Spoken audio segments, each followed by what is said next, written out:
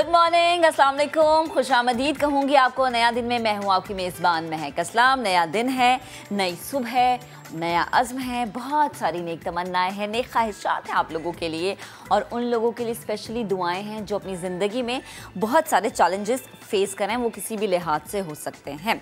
अच्छा जी, कभी कभी आपको इसलिए भी मुश्किलात का सामना करना पड़ता है कि आपका जो अंदाज़े गुफ्तगू होता है, जो अल्फाज का चुनाव होता है, वो ऐसा होता है कि आप उसकी वजह से किसी मुश्किल में फंस जाते हैं। लिहाजा आज की जो मैं अच्छी बात आपके साथ शेयर करने लगी हूँ वो इसी पर ही मबनी है कि अल्फाज का चुनाव सोच समझ कर करें। जब भी आप बात करें, जब भी आप किसी से गुफ्तगू कर रहे होते हैं, तो आपके जो अल्फाज होते हैं वो आपके ख़ानदान, आपके मिजाज और आपकी तरबियत का पता देते हैं कि आपका ब्रॉटअप कैसा है, आपकी फैमिली कैसी है, आपकी ग्रूमिंग कैसी हुई है। अक्सर औकात ऐसा होता है कि सोशल मीडिया पर आपने देखा होगा कि बहुत सारे ऐसे नेगेटिव कमेंट्स होते हैं जिसमें लोगों को पर्सनली क्रिटिसाइज़ किया जाता है और बहुत ही ऐसी ज़ुबान इस्तेमाल की जाती है जो नासेबा ज़ुबान होती है, जो कि इस्तेमाल नहीं करनी चाहिए। मैं हमेशा यही कहती हूँ कि जब आप किसी भी जगह पर कोई कमेंट लिखते हैं या कोई भी तहरीर शेयर करते हैं तो वो पता चलता है उससे कि आपकी सोच क्या है, और जो आपकी सोच होती है ना वो बहुत ज़्यादा उस वक्त डेवलप होती है आपके माहौल की वजह से कि आपका माहौल कैसा है। वो फिर आपके घर का माहौल हो सकता है, आपकी गैदरिंग हो सकती है, लेकिन आपकी जो तरबियत है, आपका जो ब्रॉटअप है, आपकी जो ग्रूमिंग है, सबसे ज़्यादा मेन किरदार वही अदा करते हैं। अगर आपका ब्रॉटअप, वैसे तो हर माँ बाप ये चाहते हैं कि हम अपने बच्चे को अच्छा ब्रॉटअप दें, उसकी अच्छी ग्रूमिंग करें, लेकिन कभी कभी कहीं गफलत हो जाती है लाड प्यार में और फिर बच्चे का वो ब्रॉटअप और ग्रूमिंग नहीं हो पाती, जिसका नुकसान बाद में वालिदैन को इस सूरत में उठाना पड़ता है कि बच्चा या बच्ची कहीं पर भी ऐसी ज़ुबान इस्तेमाल करते हैं जिसकी वजह से वालिदैन शर्मिंदा हो जाते हैं। अच्छा जी, ये थी आज की अच्छी बात। अब हम ज़रा आते हैं अपनी टॉप स्टोरीज़ पर। टॉप स्टोरी में जो पहले दिल दहला देने वाली है, न्यूजीलैंड में जारी 3 मुल्की T20 सीरीज़ में कौमी टीम ने न्यूजीलैंड को 131 रन्स का हदफ दिया और न्यूजीलैंड की हदफ के ताक़ुब में बैटिंग जारी है। आगे चलकर आज हम इस पर बात करेंगे, लेकिन अभी तक का जो मैच है उसमें पाकिस्तान ने कुछ अच्छा परफॉर्म नहीं किया है। 51 डॉट बॉल्स खेली हैं जो कि नहीं खेलनी चाहिए थी। ज़ाहिर सी बात है कि क्या फ़ायदा भाई ऐसी गेंदें खेलने का जब आप रन ही नहीं बना सकेंगे। 2 मैच आपने जीत लिए, उसके बाद आपको लग रहा था कि पता नहीं कौन सा आपने जो है ना कारनामा अंजाम दे दिया, जो तीसरे मैच में ऐसी हालत हो गई है। तो मैं तो ज़ाहिर सी बात राय नहीं दे सकती, लेकिन अपना गुस्सा ज़रूर आपके साथ शेयर कर सकती हूँ, तो वो मैंने कर दी है। इस पर हम राय भी लेंगे। हमारे साथ जो हैं वो मिर्ज़ा इकबाल बेग होंगे, उनसे हम बात करेंगे। इसके अलावा कतर में schedule street child football world cup में पाकिस्तान समेत 24 ममालिक की 28 टीमें जो हैं वो हिस्सा ले रही हैं। पाकिस्तानी टीम अपना पहला मैच आज सूडान के ख़िलाफ़ खेलेगी। So good luck Pakistani team, अच्छा खेलना, आपने क्रिकेट टीम की तरह बिल्कुल नहीं करना। आगे बढ़ते हैं जनाब। बच्चा पैदा करने का जो अमल होता है वो अमूमन खुशगवार तस्वुर किया जाता है, मगर बहुत सी माएँ जो हैं वो आफ्टर डिलीवरी एक डिप्रेशन का शिकार हो जाते हैं, जिसको पोस्टमार्टम डिप्रेशन कहा जाता है। अनफॉर्चुनेटली हमारी सोसाइटी में इस डिप्रेशन के हवाले से बात नहीं होती, और अगर आप आफ्टर डिलीवरी किसी को ये कहें कि जी आप डिप्रेशन का शिकार हो रहे हैं, आप ये सोच रहे हैं कि आपने शायद बेबी जो है वो उसका स्टेप बहुत जल्दी ले लिया है, या बच्चा अडॉप्ट करने का स्टेप आपने बहुत जल्दी ले लिया, अभी आप इसके लिए तैयार नहीं थे, जल्दबाजी में ये हो गया है, तो वो एक्सक्यूज़ ऐसे होते हैं कि उसके बाद कुछ आप कर नहीं सकते, क्योंकि एक नन्ही सी जान तो दुनिया में आ जाती है। अब उस मरहला होता है उसकी परवरिश का, लेकिन वो वालिदैन बच्चे की परवरिश कैसे कर सकेंगे जो कि एक डिप्रेशन में मुब्तला हो जाता है, एक ऐसा डिप्रेशन जिस पर बात नहीं की जाती। अगर मैं अपनी अम्मी से ये कहूँ कि मैं एक डिप्रेशन में चली गई और मुझे पोस्टमार्टम डिप्रेशन हुआ, जो कि वाकई मेरे साथ हुआ था, तो मेरी अम्मा ने मुझे ये बोला कि नहीं ऐसा कुछ नहीं होता, हमने भी तो बच्चे पैदा किया, हमें किस तरह का डिप्रेशन। शायद उस वक्त का माहौल, उस वक्त की ग़ज़ा, उस वक्त उनका तरीक़ाकार, चूँकि वो एक वर्किंग वूमेन नहीं थी, मैं काम करने वाली खातून थी, हमारा माहौल अलग अलग है, और अब वक्त बदल गया है। शायद वक्त की तब्दीली की वजह से ये जो डिप्रेशन है ये बढ़ता चला जा रहा है हमारी सोसाइटी में, जिसके नताइज बहुत ज़्यादा वर्स्ट सामने आना शुरू हो गए हैं। इस पर आज हम बात करेंगे। इसके अलावा कराची का हम रुख करेंगे। एक ऐसा तालीमी इदारा है जहाँ मसाइल के अंबार है। कौन सा ये स्कूल है, क्या क्या मसाइल हैं यहाँ पर, अब इससे बात है, यहाँ पर बच्चों के पास बैठने के लिए बेंचेस नहीं हैं। आप इस वक्त मनाज़र देख सकते हैं, टूटा फूटा फर्नीचर है, पंखे नहीं हैं, लाइट्स नहीं हैं, प्रॉपर बच्चों के पास स्टेशनरी का सामान नहीं है। अब ये तो जब हम रिपोर्ट दिखाएंगे तो पता चलेगा कि भाई टीचर्स भी आते हैं या फिर गायब हो जाते हैं, गंदगी का ढेर है। ऐसे माहौल में एक बच्चा कैसे पढ़ सकता है, एक बच्चा कैसे जो है वो अपनी तालीम का सिलसिला जारी रख सकता है। वालिदैन बेचारे क्या सोच के अपने बच्चों को ऐसी जगह पर भेजें जहाँ पर पढ़ाई कम और आपके बच्चे को बीमारियाँ ज़्यादा लग सकती हैं। इंतज़ामिया को जागने की ज़रूरत है। हम अपने प्रोग्राम में अगर किसी भी स्कूल का इस तरह का हाल दिखाते हैं, मनाजिर दिखाते हैं, हमारी हर चंद कोशिश ये होती है कि जो इंतज़ामिया हैं, जो करते धरते हैं, उनकी आंखें खुलें, वो देखें कि ये वो मुस्तकबिल है जिसने आगे चल के पाकिस्तान को बहुत ज़्यादा आगे लेकर जाना है। वो किस तरह आगे लेके जाएंगे जब उनका तालीम का मयार और उनको इस तरीके से तालीम दी जाएगी जहाँ पर गंद है, बिजली नहीं है, प्रॉपर उनके पास फर्नीचर नहीं है।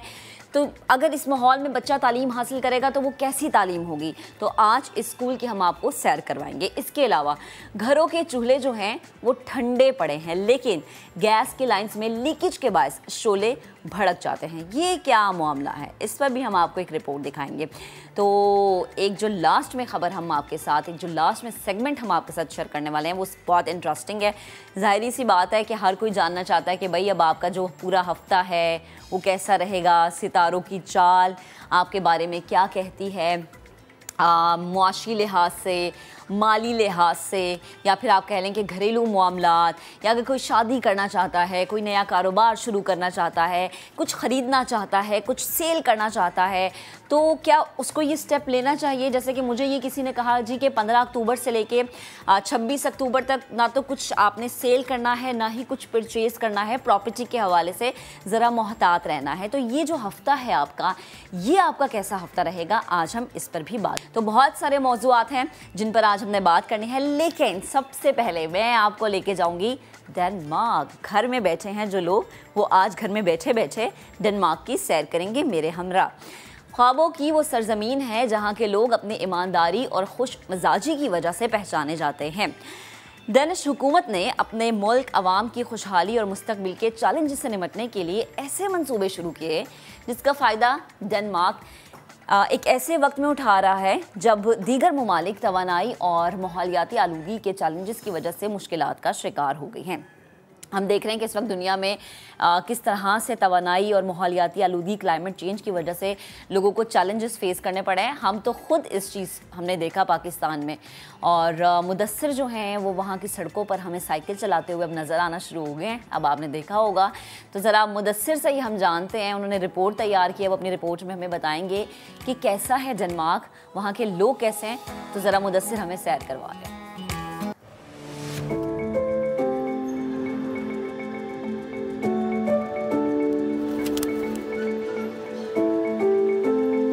डेनमार्क का शुमार इन खुशहाल तरीन ममालिक में होता है जिसके मिलनसार लोग अपनी ईमानदारी, खुश मिजाजी और माहौल दोस्त तबीयत की वजह से दुनिया भर में पहचाने जाते हैं।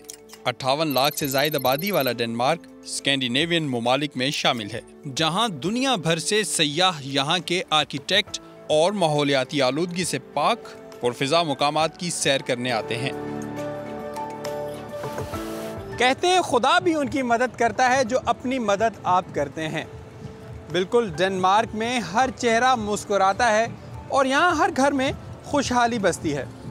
चंद दिनों में इस शहर का जादू मेरे सर पर चढ़कर बोल रहा है। ये जादू का मंत्र क्या है, आइए आपको बताते हैं। डैनिश शहरियों के चेहरे से छलकती खुशहाली डेनमार्क की मजबूत मईशत की वजह से है। डेनमार्क के head of press relations Magnus Horberg कहते हैं कि डेनमार्क ने खुशहाली का ये सफ़र चंद महीनों या सालों में तय नहीं किया, बल्कि ये कई दिहाइयों की मेहनत का फल है। डेनमार्क में तब्दीली की शुरुआत 1970 की इब्तिदा में हुई। आप कह सकते हैं 5 दिहाई बाद हम इससे बाहर आ पाए, क्योंकि हम कई साल से ये कर रहे हैं और इसकी वजह तवानाई बहरान से कीमतों का बढ़ जाना था जिसमें यहाँ के अवाम धंस गए। तो हमने ये तमाम पॉलिसीज करवाई और दोबारा काबिल इस्तेमाल एनर्जी सेक्टर में सरमायाकारी शुरू कर दी, बिलखुसूस विंड इंडस्ट्री में। डेनमार्क के 60% रकबे पर ज़राई अजनास काश्त की जाती हैं, जबकि सयाहत का शोबा डेनमार्क को सालाना 125 अरब डॉलर तक कमा कर देता है। टूरिज्म इंडस्ट्री के फ़रोग़ की बड़ी वजह डेनमार्क के माहौलियाती आलूदगी से पाक सियाहती मुकामात हैं।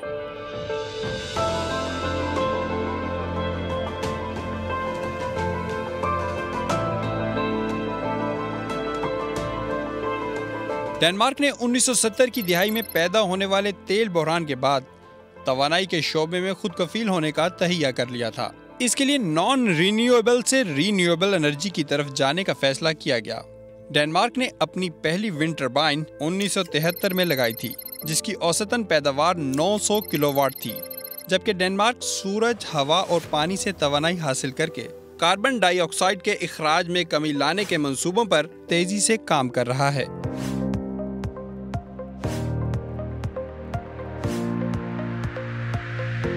गुज़िश्ता 20 साल से डेनिश एनर्जी एजेंसी से वाबस्ता नदीम नवाज कहते हैं कि डेनमार्क इस वक्त अपनी तवानाई का 60% रीन्यूएबल एनर्जी से हासिल कर रहा है, जबकि 2050 तक डेनमार्क में कार्बन डाइऑक्साइड का इखराज 0 हो जाएगा। इसमें तकरीबन 2030 में जो हमारी जो है बिजली है यानी इलेक्ट्रिसिटी जो है वो 100% रिन्यूएबल हो जाएगी। इस वक्त तकरीबन 50% है, तो 8 साल में 100% हो जाएगी। इसके अलावा 2050 में यानी हम क्लाइमेट न्यूट्रल हो जाएंगे, यानी हम ग्रीन हाउस गैस इमिट नहीं करेंगे from A net zero perspective. इसका ये मतलब है कि हमारी जो ट्रांसपोर्ट है, हमारी जो एग्रीकल्चर है, हमारा जो एनर्जी सेक्टर्स हैं, बिल्डिंग सेक्टर्स हैं, वो सारे कार्बन न्यूट्रल होंगे from A net perspective. Zero carbon dioxide के इस मिशन में डेनमार्क के शहरी अपनी हुकूमत के शाना बशाना खड़े हैं। यही वजह है कि दुनिया में सबसे ज्यादा साइकिल पर सफर डेनमार्क में किया जाता है और इसी निस्बत से कोपेनहेगन साइकिलों का शहर कहलाता है।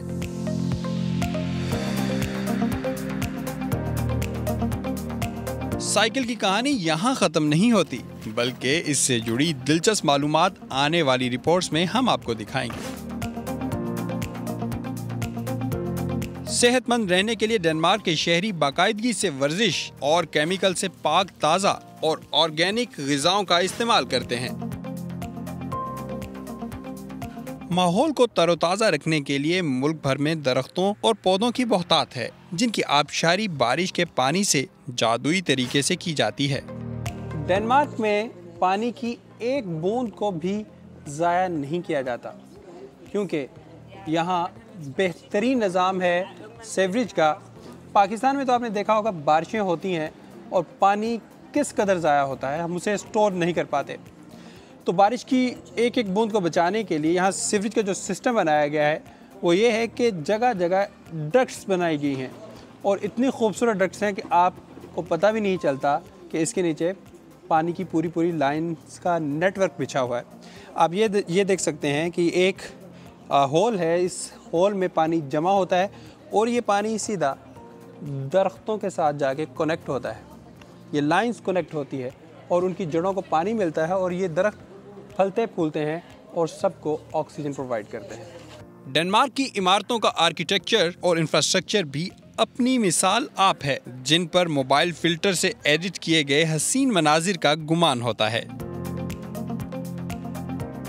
आप पाकिस्तान में जब हों और आपको बिजली के पोल्स नज़र ना आए, ऐसा हो नहीं सकता।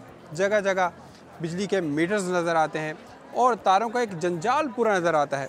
इन तारों में पतंगों की जो डोर है वो भी आपको उलझी हुई नज़र आती है और आपने देखा होगा कि बहुत से परिंदे भी इन तारों में फंस कर मर जाते हैं और बहुत सारी नंगी तारें इंसानों की जान भी ले लेती हैं। मैंने डेनमार्क में यहाँ बहुत से मीटर्स की तलाश की बिजली के, लेकिन मुझे एक बिजली का मीटर भी नज़र नहीं आया। इसके अलावा मुझे ओवरहेड यानी जो 11 kV की वायर्स हैं, उसके अलावा दूसरी डोमेस्टिक बिजली के कनेक्शंस की वायर्स हैं, वो यहाँ पर नज़र नहीं आई। तो ये इतना हिडन सिस्टम है, इतना बेहतरीन सिस्टम है कि आप तलाश भी करेंगे तो आपको ये चीज़ें नहीं मिलेंगी। डेनमार्क की हुकूमत ने न सिर्फ एक्सटर्नल एनवायरनमेंट पर काम किया है, बल्कि इंटरनल एनवायरनमेंट पर भी खुसूसी तवज्जो दी है, जिसका मुंह बोलता सबूत सड़क किनारे नाबीना अफराद के लिए बनाया गया ट्रैक है, ताकि खुशहाली के इस सफ़र में वो भी पीछे न रह जाएं। मैं जब डेनमार्क में आया तो एक चीज़ का इंकशाफ हुआ।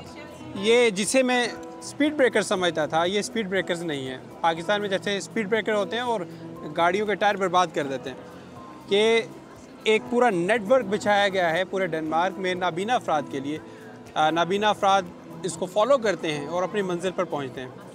तो इस फैसिलिटी के लिए डेनमार्क ने करोड़ों रुपए इन्वेस्ट कर दिए हैं, जबकि मैंने जिस दिन से मैं आया हूँ यहाँ पर, मैंने यहाँ पर नाबीना अफराद को नहीं देखा। लेकिन फिर भी इस शहर में नाबीना अफराद के लिए ये सहूलत मौजूद है। डेनमार्क को बतौर एक फलाही रियासत पेश किया जा सकता है, जिसके शहरियों का शुमार दुनिया में सबसे ज्यादा टैक्स देने वालों में होता है। डैनिश शहरी अपनी आमदनी पर तकरीबन 40% से जायद टैक्स अदा करते हैं, जिसके बदले में हुकूमत अपने शहरियों को साफ माहौल, सेहत, तालीम, तवानाई और सिक्योरिटी समेत मुख्तलिफ सहूलतें फराहम करने की जिम्मेदारी लेती है। जी हाँ, इस वक्त पाकिस्तान की आवाम को हर अच्छे मकसद के लिए यकजा होने की ज़रूरत है और तरक्की याफ्ता अक़वाम से सीखने की भी ज़रूरत है। मुदस्सिर नज़ीर, समा, कोपेनहेगन। ज़बरदस्त रिपोर्ट मुदस्सिर ने बनाई, गए वहाँ पर हमें सैर करवाई। सैर करवाने का मकसद ये है कि हम जानें कि देखें कितना मुख्तलिफ है वहाँ का माहौल, वहाँ के शहरियों का मिजाज हमारे लोगों से, जो कि हमें उनसे सीखने की ज़रूरत है। इस हवाले से हम आपको दीगर रिपोर्ट्स पे दिखाएंगे, आपको बताएंगे कि उनका रहन सहन किस तरह से उनकी तरक्की का बायस बना है। खैर, ये तो डेनमार्क की सैर थी। अब ज़रा मुलाकात एक ऐसी लड़की से करवाते हैं जिसने हिम्मत नहीं हारी, पीछे नहीं हटी, अपने अज़्म पर, अपने उस एम पर कायम रही जो कि उसने सोचा। बचपन से गाने का शौक़ था इसे, मगर किसी ने इसे सपोर्ट नहीं किया। हमारे यहाँ होता ही है कि अगर कोई हमें सपोर्ट ना करे ना, तो हम कहते हैं कि एक दो लोगों ने रिजेक्ट कर दिया तो भैया अब क्या फ़ायदा उन 2 लोगों की या 3 लोगों की, या वो जो 4 लोग बातें करते हैं उनकी राय बहुत अहमियत है। ऐसा नहीं इसने सोचा। इसने कहा 4 लोग बातें करें, 10 लोग बातें करें या 100 लोग बातें करें, मैंने अपना काम करना है, मैंने आगे बढ़ना है। वो आगे बढ़ती गई और अपने पैरों पर खड़ी हो गई, और ऐसे खड़ी हुई कि आज सब लोग खड़े होकर उसके लिए तालियां बजाते हैं। वो ऐसा खूबसूरत गाना गाती है। हमारे नुमाइंदे खुसूसी रेहान अहमद ने रिपोर्ट तैयार की, आपको दिखाते हैं। तू मुझसे खफा है तो ज़माने के लिए 3 साल की थी या 3.5 साल की थी उस वक्त से वो मेरी अम्मा बताती थी। उस वक्त मैं कुछ ना कुछ मैं गाती रहती थी। गाने का शौक़ था, इंटरेस्ट था, और इसके अलावा मुझे कुछ आता भी नहीं, कुछ समझ भी नहीं आता। और वाइब और इंटरेस्ट और हॉबी और प्रोफेशन जब एक साथ हो जाता है तो वो फिर एक ब्लेसिंग हो जाती है। मतलब इससे ज़्यादा अच्छी बात क्या है कि जो मेरा शौक़ है वही मेरा प्रोफेशन भी है। 90% जो जनरेशन है और जो पेरेंट्स हैं वो अपने बच्चों को फोर्स इसलिए नहीं करते कि जिस चीज़ में आपका इंटरेस्ट है आप वो करें। आज से 5 साल पहले, 10 साल पहले, 20 साल पहले वालिदैन, फैमिलीज़ इस बात को सपोर्ट नहीं करते थे कि जो तुम चाहते हो वो तुम करो। वो कहते थे जो मैं चाहता हूँ वो तुम करो। So I am extremely blessed now. Initially मेरा फैमिली का इतना ज़्यादा वो नहीं था। वो आप सपोर्ट कह लें, आप मेरी फैमिली का इंटरेस्ट कह लें, but now with the passage of time they have realised, उनको रियलाइज़ हुआ कि नहीं यही इसका शौक़ है, इसको यही करना है। सो आई एम ब्लेस्ड नाउ। दिल बाग बाग मेरा तड़पाया, कागा बोल के बस जा मैनू, दारा रा रा रा रा रावाच बावाच ओनो लगावा कोई मैनू ना रोके। 2013 में मैंने किया था पाकिस्तान आइडल। उसके 1 साल बाद मैंने किया था क्या कहते हैं कोक स्टूडियो। रिकग्निशन मुझे ये 2 प्लेटफॉर्म्स हैं जहाँ से मुझे वो मिली, रिकग्निशन मिली। उसके बाद मैंने बहुत सारे ओवरसीज़ गाए, बहुत सारे प्रोग्राम्स किए, लोकली इंटरनेशनली मैंने बहुत सारे वो किए, क्या कहते हैं कॉन्सर्ट्स किए। जब मेरे फादर की वो the moment my father passed away, उस वक्त मैं प्रोफेशनली गाती नहीं थी, I was very young. But yes, माँ बाप का फैमिली में बड़ा रोल, प्रोमिनेंट रोल होता है। फैमिली ही वो माँ बाप से होती है, वो बहन भाइयों से होती है, और अगर दोनों में से कोई एक ना हो तो you go through a very hard time. आपके लिए बड़ी मुश्किल हो जाती है, बहुत ज़्यादा इश्यूज़ हो जाते हैं। आपके फादर नहीं, मेरे भाइयों ने मुझे इस फील्ड में बहुत सपोर्ट किया। शोज़ के लिए जाना, रिकॉर्डिंग्स के लिए जाना, वो साथ रहते थे और अभी भी रहते हैं अल्हम्दुलिल्लाह। बट मेरी अम्मा की जो सपोर्ट थी वो मेरे साथ स्टार्ट में नहीं थी, which was very hard for me. अभी भी वो ये कहती हैं क्यों गाना है तुमने गाना, इसके अलावा और कोई काम नहीं आता तुम्हें। ये हंगामा है सुबह शाम, अल्लाह अल्लाह वो मुझसे हुए हैं हम कलाम, अल्लाह अल्लाह। मेहनत करना, अपना 500% उसके अंदर इन्वेस्ट करना, टाइम देना, and then you have to believe in yourself. And very important thing कि अगर आपके नसीब में नाम है तो नाम हो जाएगा, अगर आपके नसीब में नाम नहीं है तो आपका नाम नहीं होगा। ये इंसान के हाथ में नहीं होता, ये अल्लाह मियाँ के हाथ में।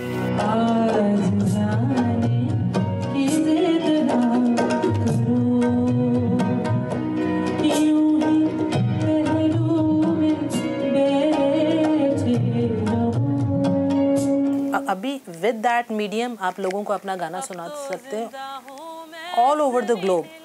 कहीं भी किसी ने भी आपको सुनना है या आप चाहते हैं कि सारी दुनिया आपका म्यूज़िक सुने, आप अपना काम सोशल मीडिया पे अपलोड करें।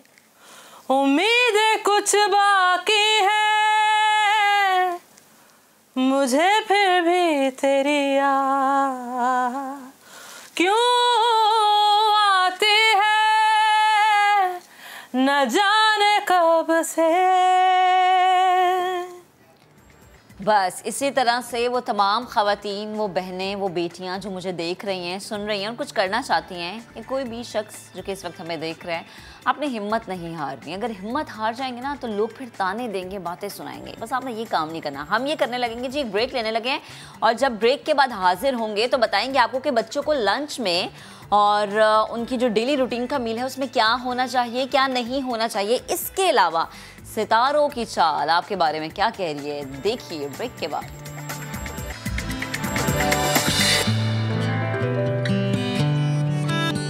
Welcome back once again. अब ज़रा हम आपको सैर करवाएंगे, एक ऐसे स्कूल की सैर करवाते हैं आपको जहाँ पर बच्चे हैं, जहाँ पर वो पढ़ने का अज़्म रखते हैं, उनमें लगन भी है, लेकिन मसला ये है कि वहाँ सहूलियात नहीं है। कराची का इलाका है बल्दिया टाउन।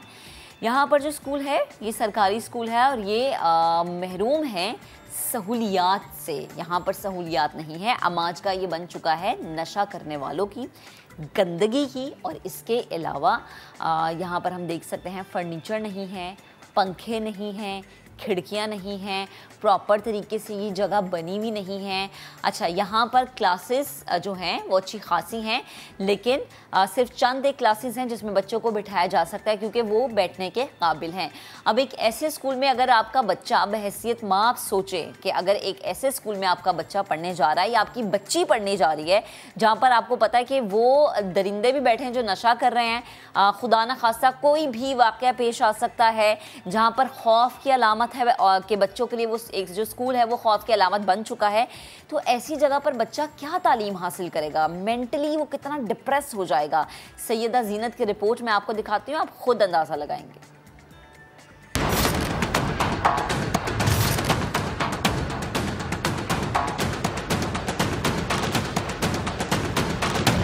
शराब की बोतलें, गुटके की थैलियां, मकड़ी के जाले, टूटी खिड़कियां, उखड़ा सीमेंट, जमीन पर बैठे बच्चे। भूत बंगले का मंजर पेश करता बल्दिया टाउन का government boys and girls primary school बच्चों को तालीम देने के बजाय उन पर मनफी असर डाल रहा है। जब हम लोग पहले स्कूल की छुट्टियां लेके गए थे, जब विंडो भी थी और ग्रिल भी सब कुछ लगा हुआ था, जब हम छुट्टियां के वापसी आए तब हम लोगों ने देखा कुछ भी नहीं लगा हुआ था। बहुत मुश्किल होती है, पंखे भी नहीं है। जब हम काम करते तो हमारी आसीनों में से पसीना गिरता है और कॉपी पे गिरता है तो हमारी कॉपियाँ ख़राब होती है। स्कूल में 16 क्लासेस हैं, लेकिन पढ़ाई सिर्फ 6 में होती है। खाली क्लासेस और दरसगाह से मुल्का गलियों में शराब की खाली बोतलें, गुटके की थैलियाँ और मोबाइल फ़ोन के कवर्स कुछ और ही कहानियाँ सुना रहे हैं। खिड़कियाँ नहीं है, सारे चोर डाकू ले गए। जो यहाँ चरसी मवाली आते हैं उन्होंने अपनी नज़र कर दी है और ऐसे ही हर एक क्लास में आपको जब सुबह आप आएंगे तो शराब की बोतलें आपको मिलेंगी, यहाँ से मावे के सारे जो राइपर्स वगैरह हैं वो आपको पड़े हुए मिलेंगे। बहुत बुरी हालत है यहाँ की। वालिदैन और बच्चों का शिकवा है कि तालीम और बुनियादी सहूलियात फराहम करने के बजाय तलबा से क्लास रूम्स की सफाई करवाई जाती है। जो है ना, ये मेरी 3 लड़कियाँ यहाँ पे पढ़ती हैं, तो ये खुद ही बोलते थे यानी कि जो है ना झाड़ू लगाओ, तो मैंने बोला नहीं, मेरे बच्चे यहाँ पे झाड़ू नहीं लगाएंगे। और जब आते हैं तो गर्मी से इतना बुरा हाल होता है, वॉशरूम में यहाँ पे पानी नहीं है, डेस्क नहीं है, आधे बच्चे ऊपर हैं, आधे बच्चे नीचे बैठे होते हैं। टीचर हमको झाड़ू वो भी करवाती है, क्या नाम है, सफाई। बोलते हैं आपको सफाई करने के? हम हेड मास्टर साहब। गंदगी के दरमियान कायम इस स्कूल में 350 से ज्यादा तलबा को पढ़ाने के लिए सिर्फ 6 टीचर्स हैं। बल्दिया का ये स्कूल बुनियादी सहूलियात से तो महरूम है, लेकिन साथ साथ मंशियात का अड्डा भी बन चुका है। वज़ीर तालीम साहब एक तवज्जो इस जानिब भी दीजिए। कैमरामैन शाहिद बलोच के साथ सैयदा ज़ीनत, समा, कराची। ये एक स्कूल नहीं, बहुत सारे स्कूल्स कराची में ऐसे हैं जिनकी ऐसी हालत है। हम चाहते हैं कि हम सब स्कूल्स दिखाएं ताकि जो हुकाम बाला हैं उनकी नज़रों के सामने से गुजरें और बच्चों का मुस्तकबिल कुछ संवरें। मुस्तकबिल की बात करें तो वही कराची से ज़रा अगर हम रुख करें न्यूजीलैंड में जारी उस खेल का जो कि हो रहा है, तो वहाँ पर मुझे नहीं लग रहा हमारी क्रिकेट का कुछ अच्छा मुस्तकबिल है। सैफ अफ्रीकी T20 सीरीज़ में पाकिस्तान ने न्यूजीलैंड को जीत के लिए 131 रन का हदफ दे दिया है। इफ्तिखार अहमद ने 27, बाबर आजम 21, मोहम्मद रिजवान 16, शान मसूद 14 रन बना सके। आसिफ अली 25 रन बनाकर नॉट आउट रहे हैं। पाकिस्तानी इनिंग्स में कोई भी बल्लेबाज छक्का नहीं लगा सका। 120 गेंदों में से पाकिस्तान ने 51 डॉट बॉल्स खेली हैं। इसी पर बात करने के लिए हमें ज्वाइन कर चुके हैं senior sports analyst Mirza Iqbal Beg साहब। इकबाल भाई, बेहद शुक्रिया वक्त देने के लिए। Good morning. ये क्या कर रही है हमारी टीम?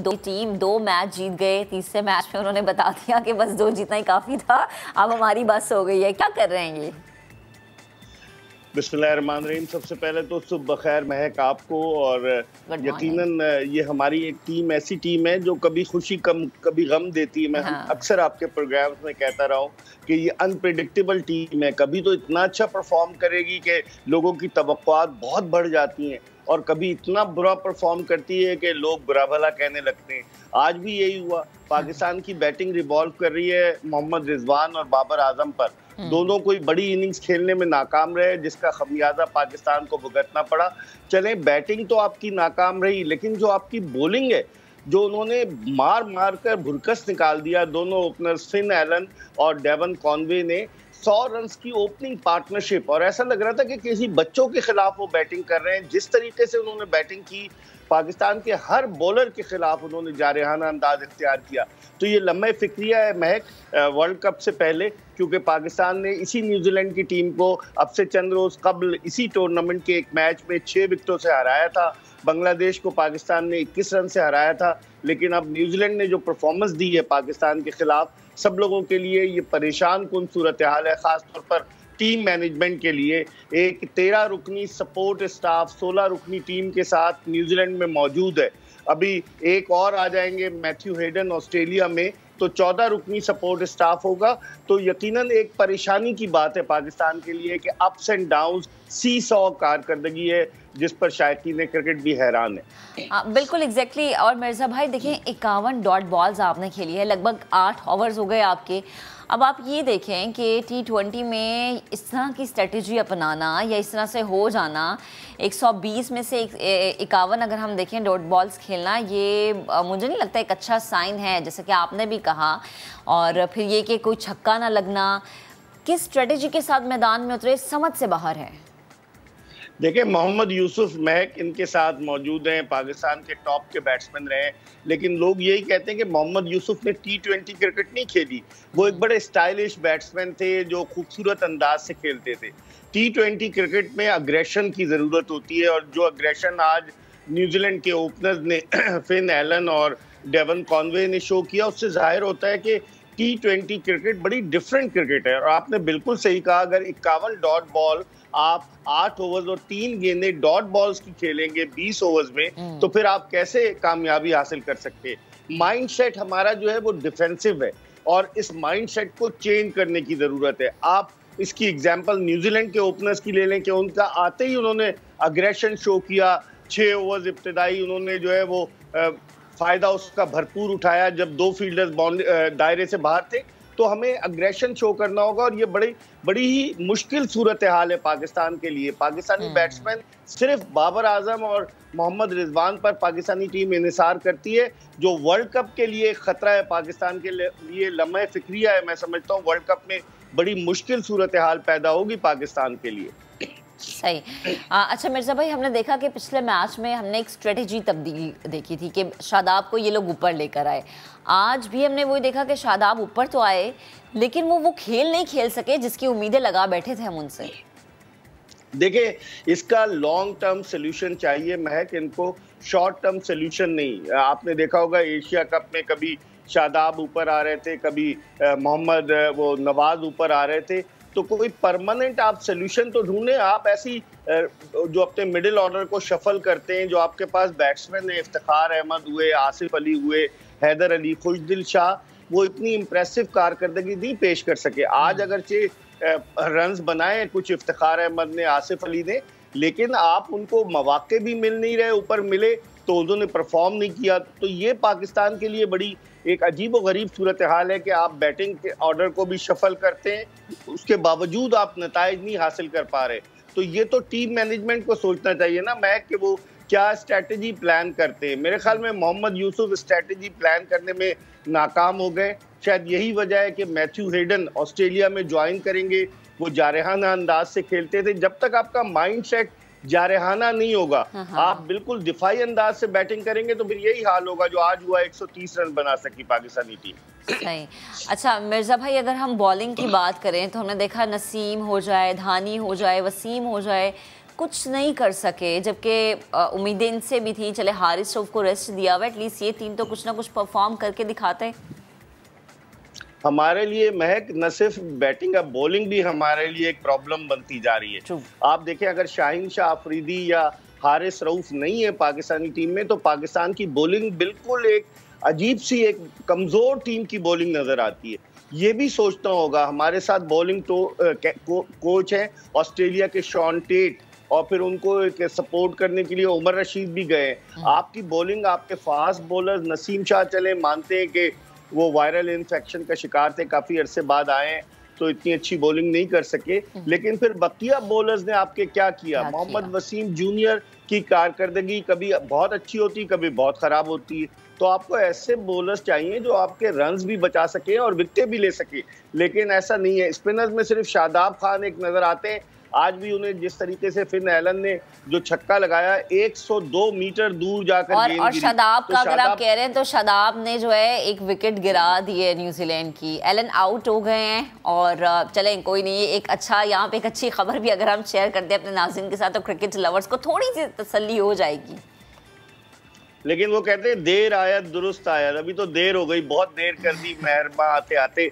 अगर आप देखें महक, तो जिस अंदाज से हमारी विकेटें गिरी है, मतलब पाकिस्तान की, और उसके मुकाबले में अभी 1 विकेट गिरी है न्यूजीलैंड की, तो मैं समझता हूँ न्यूजीलैंड मैच तो जीत गया है बासानी, और बड़ा मेस्मराइज कर दिया इन दोनों ओपनर्स ने, डेवन कॉनवे ने भी, और उसके अलावा फिन एलन ने जो आज बैटिंग की है, कमाल की बैटिंग की है उन्होंने। सही। अच्छा मिर्ज़ा भाई, हमें अब क्या लगता है, चूँकि हम देख रहे हैं कि जी वर्ल्ड कप सर पे है, अभी भी हम ये अगर कहें कि हमें सीखने की ज़रूरत है, सीखने की ज़रूरत है, तो अब वो मरहला नहीं है कि अब हम सीखें। अब तो वो मरहला है कि जो चांस आ रहा है उस पर छक्का लगाना है, उस पर चौका लगाना है। लेकिन शायद हम अगेन वही बात के सोचेंगे, शायद ये बच्चों वाला खेल है, हमें एक और मौका मिल जाएगा। इस मौके के चक्कर में खुदा न खास्ता वर्ल्ड कप में अगर गड़बड़ हम कर बैठे, तो बेचारी आवाम जो कितनी उम्मीदें लगा बैठी है, उनका रिएक्शन बहुत वर्स्ट होने वाला है। बिल्कुल आपने सही निशानदेही। मैं ऐसा लगता है कि फैसल के साथ रह रहे कि आप क्रिकेट को भी बहुत ज्यादा टेक्निकली सीख गई हैं। नहीं, क्रेडिट गोज़ टू मेरी टीम, उन्होंने मुझे क्रिकेट सिखा दिया है। वो लगता है यही है, लेकिन आपने बिल्कुल सही निशानदेही की कि अप्स एंड डाउन ना टीम के लिए ये परेशानी की बात है। हमारी टीम लास्ट ईयर नवंबर से बड़ा उम्दा परफॉर्म कर रही है। आप देखें जिस तरह T20 वर्ल्ड कप में हमने भारत को हराया, न्यूजीलैंड को हराया, अफगानिस्तान को हराया, सेमीफाइनल में पहुंचे लास्ट ईयर, और इस मरतबा भी हमारी कारकर्दगी इतनी बुरी नहीं रही। रमीज राजा कहते हैं कि 80% मैचेस हमने जीते, लेकिन किन टीमों के खिलाफ? वेस्ट इंडीज के खिलाफ, बांग्लादेश के खिलाफ, जिम्बाब्वे के खिलाफ, कमजोर टीमों के खिलाफ हम जीते। तो अब जब टफ टीम्स आएंगी और एक बड़ा मेगा इवेंट आएगा तो ये हमारे खिलाड़ियों की नर्व्स का इम्तिहान होगा, उनके आसाब का इम्तिहान होगा कि कैसा परफॉर्म करते हैं। और ये खिलाड़ियों में पोटेंशियल है, हमें नाउम्मीद होने की जरूरत नहीं, लेकिन ये पोटेंशियल को बर वक्त अगर नहीं इस्तेमाल कर पाएंगे, शो नहीं कर पाएंगे, तो फिर लाजिम बात है लोगों के दिल टूट जाएंगे। मेरे ख्याल में इस पर सोचना चाहिए, अभी भी वक्त नहीं गुजरा। 16 से तो वर्ल्ड कप के राउंड शुरू हो रहे हैं और 23 अक्टूबर को पाकिस्तान का पहला मैच है रिवायती हरीफ भारत के खिलाफ, जो ऑलरेडी ऑस्ट्रेलिया पहुंच चुका है। ऑस्ट्रेलिया में भारत प्रैक्टिस मैचेस भी खेल रहा है, अपने आप को वहां के मौसमी हालात और विकेटों से हम आहंग कर रहा है। हम न्यूजीलैंड से खेलकर 15 तारीख को जब पहुंचेंगे ऑस्ट्रेलिया, तो हमारे सामने एक बड़ा चैलेंज होगा। और अभी भी थोड़ा वक्त है कि हम बैठें, रीग्रुप करें, सोचें कि क्या करना है क्या नहीं करना, वरना बड़ी मुश्किल सूरत हाल होगी वर्ल्ड कप में हमारे लिए। बिल्कुल बिल्कुल बिल्कुल आप सही कह रहे हैं। बेहद शुक्रिया मिर्ज़ा भाई, आप हमारे साथ मौजूद थे, गुफ्तगू कर देने के लिए बेहद शुक्रिया। सोचना इसलिए भी ज़रूरी है क्योंकि आगे वर्ल्ड कप आ रहा है, कोई छोटी गेम नहीं है भाई। हम तो क्रिकेट लवर्स हैं और जब क्रिकेट होता है तो बड़ी बड़ी स्क्रीन्स लग जाती हैं, उन स्क्रीन्स की प्लीज़ इज्जत रख लेना। अच्छा जी, अभी ले रहे हैं हम एक ब्रेक से जब वापस आएंगे तो बात करेंगे पोस्ट पार्टम डिप्रेशन की क्या है, क्यों होता है और इस डिप्रेशन से आप बाहर कैसे निकल सकते हैं, बात होगी आप ब्रेक के बाद। साथ रहिएगा।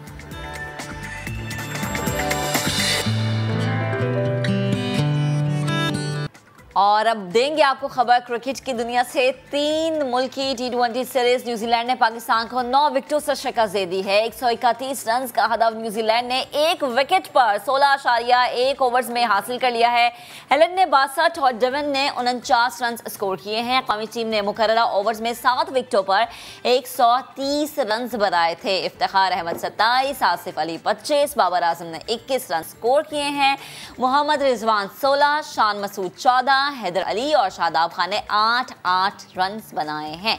मुझे ये लगता है कि 2 मैच जीतने के बाद हमारी टीम को ये लग रहा था कि शायद बहुत जीत लिया भाई, अब इस मैच में ज़रा इजी हो जाते हैं। और ये मैच जो है हमारी टीम हार चुकी है। अभी आपको अपडेट करें कि 3 मुल्की T20 सीरीज और न्यूजीलैंड ने पाकिस्तान को 9 विकेटों से दी है शिकस्त। 131 रन का हदफ न्यूजीलैंड ने 1 विकेट पर 16.1 ओवर्स में हासिल कर लिया है। क्या कमाल का खेले न्यूजीलैंड के प्लेयर्स। और इसके अलावा जो हमारी टीम है, यानी जो हमारी कौमी टीम है, उन्होंने मुकर्ररा ओवर्स में 7 विकेटों पर 130 रन बनाए। याद रहे कि 51 डॉट बॉल्स खेली हैं, जो कि बहुत ज़्यादा डिसअपॉइंटमेंट जिससे बहुत ज़्यादा हुई है। इफ्तिखार अहमद 27, आसिफ अली 25, बाबर आजम ने 21 रन बनाए हैं। मोहम्मद रिजवान ने 16, शान मसूद ने 14, हैदर अली और शादाब खान ने 8 रन बनाए हैं।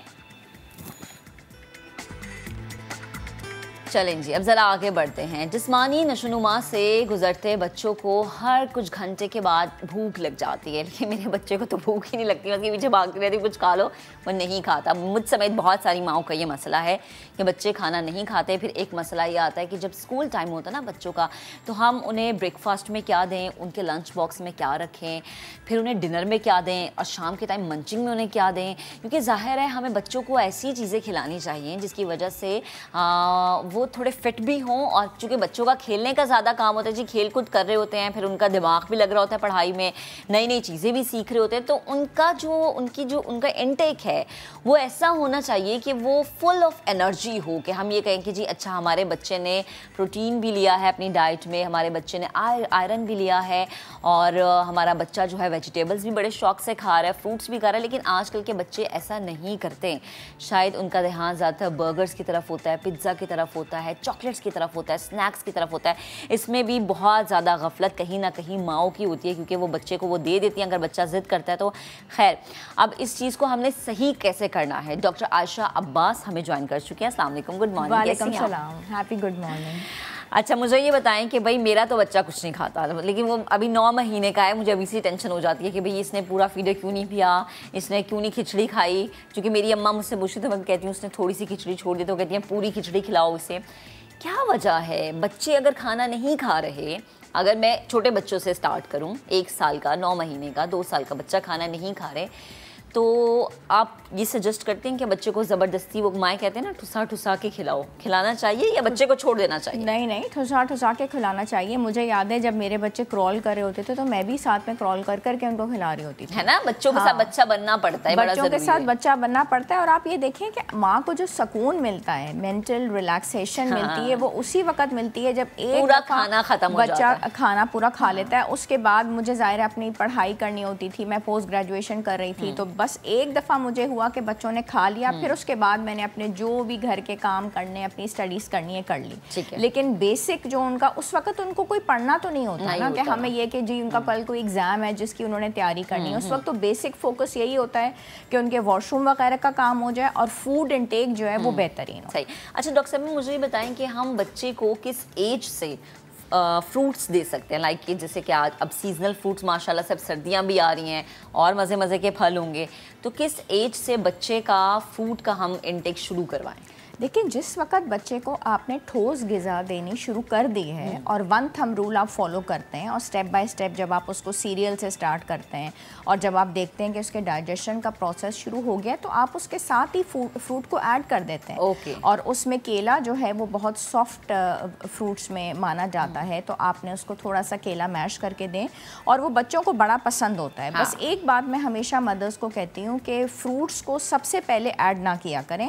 अगर बच्चे को फौरी तौर पे मिठास की आदत हो जाएगी तो वो फिर फीके चीज़ों को पसंद नहीं करेगा। तो आपने उसको सीरियल और खिचड़ी ये वाली चीज़ें दे के और उसके बाद बीच में फ्रूट देना है। और दूसरी इम्पॉर्टेंट बात जो ये है कि 3 बड़े मील्स और 2 स्नैक्स, तो स्नैक्स के अंदर आप फ्रूट्स को रखें और 3 बड़े मील्स में मील्स को ही रखें। लाइक वो मील्स क्या होने चाहिए? वो जो मील्स होने चाहिए वो प्रॉपर मील्स होने चाहिए। लाइक फॉर इंस्टेंस जो बड़ों के होते हैं, एक ब्रेकफास्ट होगा, एक लंच होगा, एक डिनर होगा, ठीक है, और एक शाम की जैसे चाय का टाइम होता है और एक मिड मॉर्निंग होता है। तो जो बड़ों के होते हैं वही बच्चों के होते हैं, बस उनकी चीज़ें जो होंगी उनकी क्वांटिटी थोड़ी कम हो जाएगी, बड़ों की थोड़ी ज़्यादा होगी। बड़ों और बच्चों के मील्स का जो पैटर्न होता है वो सेम होता है, टाइमिंग्स वही होती हैं, बस थोड़े बहुत ऊपर नीचे हो जाते हैं। अच्छा चलें, अब ये तो हो गए थोड़े से जो बच्चे क्रॉल कर रहे होते हैं ना, उनसे अब थोड़ा ऊपर बढ़ते हैं। मुझे ये बताएं कि वो बच्चे या वो बच्चियां जो कि स्कूल जा रहे होते हैं, ठीक है, अब माओ को ये टेंशन होती है कि जी इनको हमने ब्रेकफास्ट में क्या देना है। माजरत के साथ मैंने बहुत सारी माएँ ऐसी देखी हैं जो कि बिल्कुल टाइम पे उठती हैं और बच्चों को फ़ौरन से तैयार किया, दूध का एक गिलास या नहीं पिया, ओके ठीक है, बैग में जूस का डब्बा डाला और उन्हें भेज दिया। फिर उनको लंच बॉक्स में वो क्या कहते हैं, स्नैक्स से देती हैं या आपको पैसे दे देती हैं कि जी आप कैंटीन से कुछ ले लें। ये बहुत गलत अमल है मेरे नज़दीक। एक तो इस पर कॉमेंट कीजिएगा, दूसरा ये कि बच्चे जो कि स्कूल गोइंग हैं उनका ब्रेकफास्ट क्या होना चाहिए? देखिए, बच्चे जो कि स्कूल गोइंग हैं, ब्रेकफास्ट जो है वो गाड़ी की वो गियर है जिस वक्त हम गाड़ी को स्टार्ट करने से पहले लगाते हैं। अगर आप गाड़ी को वार्म अप नहीं करेंगे, गियर नहीं लगाएंगे, गाड़ी काम नहीं करेगी। ब्रेकफास्ट वही रोल प्ले करता है। अगर आपने वो नहीं लगाया हुआ बच्चों के साथ सिस्टम, तो ये आप भूल जाएं कि बच्चे की परफॉर्मेंस उसके स्कूल में और स्कूल से आने के बाद अच्छी होगी। उसके बाद वो क्रैंकी भी हो जाएगा, उसकी स्कूल की परफॉर्मेंस अच्छी नहीं होगी, इन बच्चों की कंप्लेंट्स आती है लड़ाई झगड़े की और रिजल्ट्स की। आपने अगर 5 मिनट पहले आप उठ रहे हैं तो आप अलार्म लगा के 20 मिनट्स पहले उठ जाएं, ठीक है। उसमें आप उसको एग बॉईल करके दे सकती हैं, ऑमलेट बना के दे सकती हैं, साथ में टोस्ट पे पीनट बटर बच्चे बहुत पसंद करते हैं वो लगा दें, जैम लगा दें, चॉकलेट लगा दें, दूध का ग्लास ज़रूर दे दें और साथ में उसको एक लंच बॉक्स ज़रूर बना के दें जिसमें कुछ नट्स हों, ठीक है। बच्चों के लिए कैल्शियम और जिंक दोनों ही बहुत ज़रूरी हैं उनकी नशोनुमा के लिए, जिसमें उनकी ग्रोथ भी होती है, जहनी भी जिस्मानी भी। तो उसमें उनके कुछ चेम्बर्ड लंच बॉक्स लाना बहुत ज़रूरी है। चेम्बर्ड लंच बॉक्स का मतलब ये होता है जिसमें पार्टीशंस होते हैं, उससे माँ को भी याद रहेगा और बच्चे को भी कि वैरायटी लेके जानी है। और आजकल तो स्कूल्स इतने इंटेलिजेंट हैं कि वो खुद ही पूरी लिस्ट दे देते हैं। उसमें से एक पार्ट में कुछ नट्स हो गए, दूसरे में फ्रूट्स हो गए।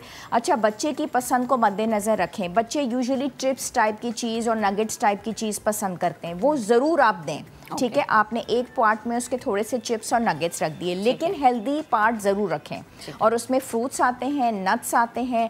अच्छा, जो मौसमी फ्रूट है लाइक ग्रेप्स आए हुए हैं, क्यूकम्बर्स हैं, बच्चों को कैरेट्स पसंद है। याद रखें कि जितनी भी कलर्ड चीज़ें आप बच्चों को देंगे जिनके कलर्स होते हैं रेड एंड ग्रीन और जैसे बेरीज हैं they are purple in colour, इन सब के अंदर जो पिगमेंट होता है कलरफुल, वो बच्चों के ब्रेन की ग्रोथ के लिए, उनकी आईसाइट के लिए इतना अच्छा होता है कि रिसर्चेस हमें ये बताती हैं कि उन बच्चों को स्पेक्टिकल्स यानी कि सन ग्लासेस या आई ग्लासेस की ज़रूरत नहीं पड़ती। अच्छा जी, ज़बरदस्त। ये बहुत प्रोटेक्टिव होते हैं उनके आई ग्लासेस के लिए भी बहुत ज़्यादा, और दूसरी बात है कि उनकी ब्रेन की ग्रोथ के लिए। तो कलर्ड फ्रूट्स और वेजिटेबल्स का इस्तेमाल बच्चों के लिए बहुत ज़्यादा करें, और उनको लेकिन उनके लिए एक एग्जाम्पल सेट करें, लड़ाई झगड़ा ना करें। डाइनिंग टेबल पे मैंने देखा है कि माएँ बच्चों के साथ लड़ रही हैं, झगड़ रही हैं, सुबह भी लड़ाई हो रही है।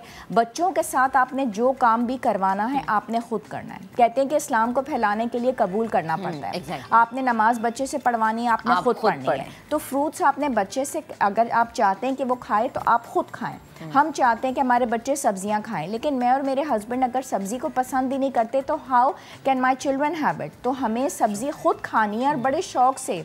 अब भिंडी मैंने देखा है बच्चों को पसंद होती है, कीमा बच्चों को पसंद होता है, तो मैंने ये ट्राई किया है कि मैंने कीमे के साथ अगर करेले मंगवा के और उसको बनाऊं तो इतना चटपटा बनता है। और अब मेरे बच्चे कीमा करेले बहुत शौक से खाते हैं। तो मैंने खुद चूँकि खाती हूँ तो बच्चे भी साथ में शुरू हो गए। अच्छा डॉक्टर साहब देखिए, यही गफलत होती है जो पेरेंट्स कर लेते हैं कि जी आप बाहर का खाना बच्चों को खिला देते हैं। बच्चे ने कहा जी कि मैंने आज दाल नहीं खानी, अम्मा ने कहा ओके शवारमा मंगा दो। बच्चे ने कहा जी मैंने आज फलाना जो है वो वाला सब्जी नहीं खानी, तो अम्मा कहती है अच्छा चलो उसको बर्गर मंगवा दो। बच्चा कुछ तो खाए। अच्छा फिर माँ को कहो कि आप ही ना के, तो कहते हैं चले कुछ तो खा रहा है ना मेरा बच्चा, वो चाहे बर्गर ही खा रहा है, खा तो रहा है ना। उनको ये गलती करती हैं, ये गलती होती है और इवेंचुअली फिर ये हैबिट डेवलप हो जाती है। दूसरा ये कि मदर्स आजकल वर्किंग हैं, फादर्स भी वर्किंग हैं, तो उनको ये ईजी लगता है कि जान छुड़ाओ 200-300 रुपए दे दो, बच्चा कुछ खा तो रहा है, और उस चक्कर में उनको अनहेल्दी फूड खाने की आदत पड़ जाती है। ठीक है, और इवेंचुअली फिर वो रोटी और चावल जो कि हमारे बेसिक स्टेपल डाइट है वो नहीं खाता,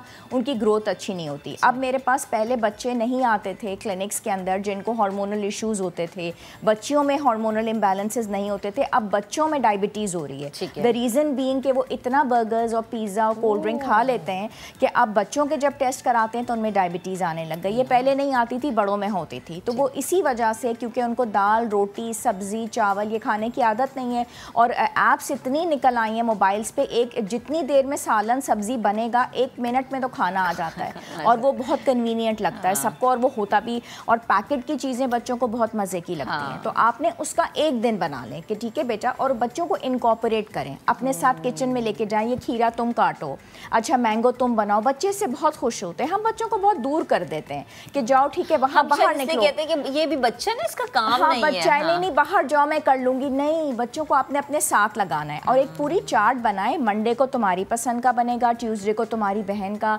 वेडनेसडे मेरा दिन है, थर्सडे पापा का दिन है, और सैटरडे हम लोग सब बाहर जाके खाएंगे या तुम्हारी पसंद का बनवाएंगे। उससे बच्चा बहुत सेटिस्फाइड रहता है। चलें, ये वो माएँ जो कि परेशान होती ना कि क्या पकाएं क्या खाएं और बच्चों को कैसे खिलाएं, उनके लिए बड़ी आसानी हो गई है। अच्छा मुझे ये बताएं डॉक्टर साहिबा, टीनेजर्स उनके लिए क्या होना चाहिए मील में, क्योंकि इनको जाहिर सी बात है ज़्यादा एनर्जी की ज़रूरत है, हर वक्त पढ़ना, फिर डिफरेंट एक्टिविटीज़ में उनकी इन्वॉल्वमेंट, तो उनके लिए क्या होना चाहिए? अच्छा छोटे बच्चे तो फिर भी काबू आ जाते हैं, टीनेजर्स को काबू करना तो बहुत ही मुश्किल है। इनमें अवेयरनेस बहुत ज़्यादा है, मोबाइल इनके पास फ़ौरन है, ऐप्स इनको ज़्यादा पता है, और उनको कुछ भी कहो तो मम्मा आपके ज़माने में ये सब नहीं होता था, हमें तो बहुत पता है, मतलब हम तो शायद कायदे आज़म के ज़माने से थे तो हमें तो कुछ पता ही नहीं है। तो टीनेजर्स को तो बहुत मुश्किल हो जाता है काबू करना, लेकिन बात यह है कि इसी एज ग्रुप को काबू करना, कंट्रोल में रखना बहुत ज़रूरी है, और ये माँ बाप का इम्तिहान है। इस एज से वो बच्चे जो निकल गए, उनकी तरबियत खाने के हिसाब से वैसे भी अच्छी हो गई, तो यही आपका इम्तिहान है। तो उसमें यह है कि उनको अपने साथ लेके चलना, बहुत सब्र व तहम्मुल से, पैसे भी ध्यान से देना, उन पर नज़र रखना। खिलाओ सोने का निवाला बट देखो शेर की नज़र से। आपने उनको अभी भी सब चीज़ें दी।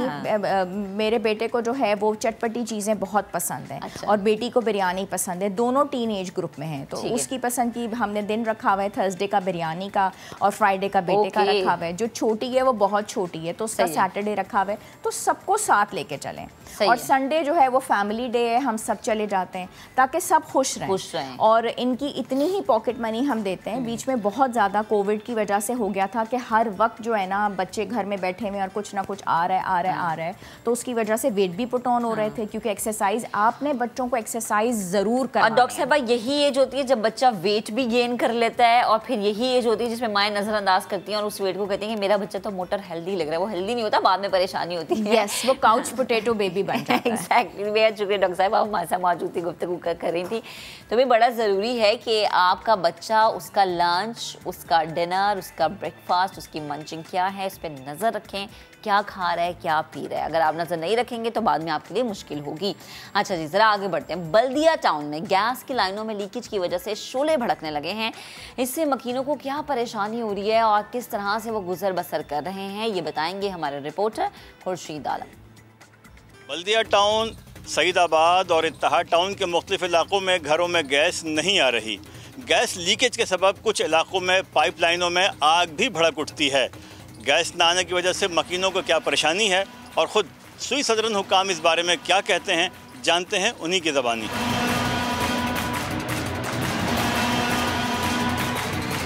अफरीदी चौक तक गैस आ रहे, अफरीदी चौक से आगे बिल्कुल गैस ही नहीं आ रहे। तकरीबन 2-2.5 महीने हो गए गैस शार्ट है हमारा। हम इत्तेहाद टाउन बला गैस से हैं और बिल्कुल गैस बिल्कुल आते ही नहीं है। गैस की लीकेज हो या कोई और वजह, मुख्तलिफ घरों में भी गैस नहीं आ रही। ऐसा ये घर मेरे सामने मौजूद है जहाँ पर हम मौजूद हैं और यहाँ लकड़ी पे खाना बन रहा है। सर, ये कब से परेशानी है और कैसे गुजारा कर? तकरीबन 2 साल हो गए यही परेशानी है। जब भी बारिशें आती है यही परेशानी होती है, गैस आता नहीं और बिल बराबर आ रहे। क्या समझे? जब लकड़ी पे पकाते हैं या सिलेंडर? लकड़ियों में पका रहे हैं, क्या करें? गैस नहीं आएगा तो क्या करेंगे? कोई कंप्लेन वगैरह कराई कि गैस नहीं आ रही? कंप्लेन करते हैं, कोई सुनता नहीं है। लकड़ी पे खाना पका रहे हैं जबकि आपके यहाँ गैस का कनेक्शन तो मौजूद है। गैस आ ही नहीं रहा गैस 2 साल हो गए। क्या करें फिर? लकड़ी मोल की है, लकड़ी ले आए, क्या ले आए? बच्चे को रात हो जाती है पका पका के दे के।